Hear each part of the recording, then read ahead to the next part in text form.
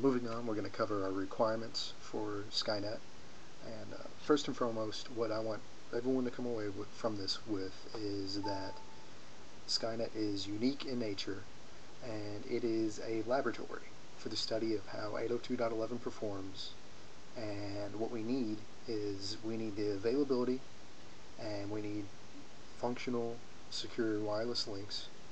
We need monitoring equipment that can monitor our link quality, how much bandwidth we're getting, just any sort of metrics we can use to study this. And we need traffic to actually go over the network to be able to capture good results.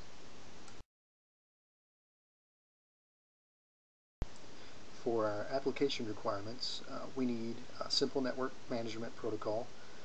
It's used for the monitoring of network statistics, and the Ubiquity bullets support this, and this is how we'll gather our various metrics for determining how the wireless links are behaving.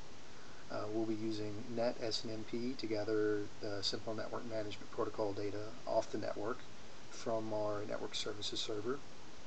We'll be using IEEE 802.1q to VLAN out separate entities from each other and to VLAN out our administration functions.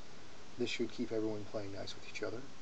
We would like DNS to offer to network to entities if people need it, and the same goes with DHCP. And overall, though, Skynet is unconcerned with what applications the end entity employs, and as such, they'll be evaluated on a per-case basis. So we don't care what you're putting over a network as long as it's not interfering with anything else or are gathering data on how it's working. Now we have a diagram of our proposed network security. Physical security is going to be Zone 1, and that's going to be taken care of by the various buildings or site locations. Think of it more like physical security, like is the rack room locked up, etc. Our second security zone is going to be the security amongst the wireless links, and that'll be accomplished by using WPA2 encryption. And our third security zone will be taking our administrative functions and having our own private VLAN for those. Continuing on the topic of network security, at the Fine Arts Building is actually physically located on the MSU campus, and as such, the building exists. Physical security is already in place from facilities management here on campus, and the rooms are secured by locks.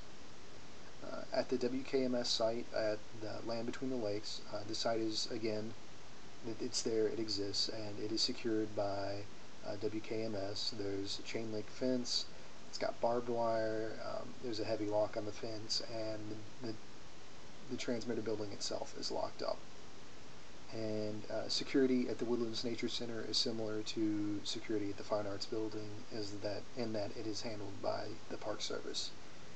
And on the more non-tangible side of things, any IPS or IDS will be managed by Information Services at MSU, which is going to be located on our cloud, and they are going to just treat us as an untrusted network, and exceptions will be allowed on a per-case basis. And now the IPS IDS is out of Skynet scope. As I've previously stated, Skynet will transmit data over WPA2 encrypted 802.11 links. Please keep in mind that any wireless transmission can be decrypted given enough time. With this in mind, entities that make use of Skynet are to further encrypt sensitive data. Now again, you could make the argument that it depends on if the data is time sensitive or not. Now, if the data isn't going to be of any use to anyone in 10 or 15 years, it's going to take them to break the encryption, then don't really have to worry about encrypting your data. But please refer to the acceptable encryption policy that is included with my document. Here we have the proposed logical network after another 2 semesters' work. See, it mostly looks the same, although we will have 2 more links set up, one from the Fine Arts Building to Fulton, Kentucky, and then another link from the Fine Arts Building to Hamlin, Kentucky, as well as having our network services server up and running and actually doing work.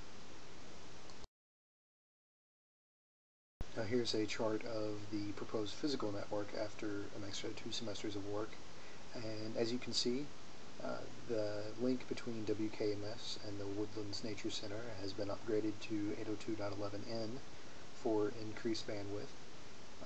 The routers are going to be donated ADTRAN 3430s, and it's still going to be Ubiquity bullets running the wireless links. The only other thing of note is that one of the 2 new links is running at 802.11n, and the other one to Hamlin is running just BG. Also, there is some link aggregation between Fine Arts and WKMS to get improved bandwidth over that link. After assessing the amount of work that's going to be completed in upcoming school year, I have put together a short grocery list of the devices that will need to be put into place or moved around, and this is what I've come up with. We'll be moving 2 of the Ubiquity Bullet HPs from the WKMS link to the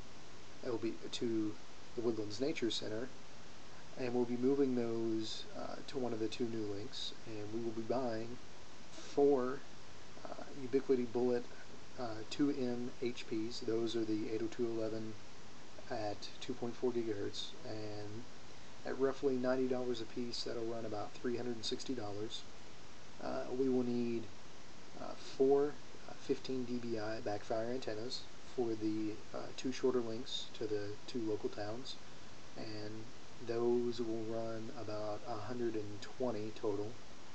And we'll have to get power over Ethernet injectors for the 4 new radios, and they run about $15 a piece, so we get $60. And the network services server, we need just one of them, hopefully, and since we already have that in surplus, that's not going to cost us anything. And we're hoping to run all open source software on that. And again, we're using the ADTRAN 3430s and the 3200s because they cost us nothing since they've been so graciously donated.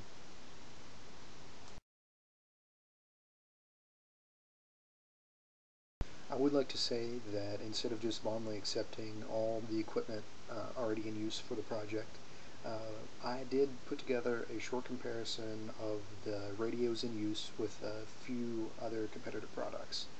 And in the next couple of slides, we'll be detailing my finds.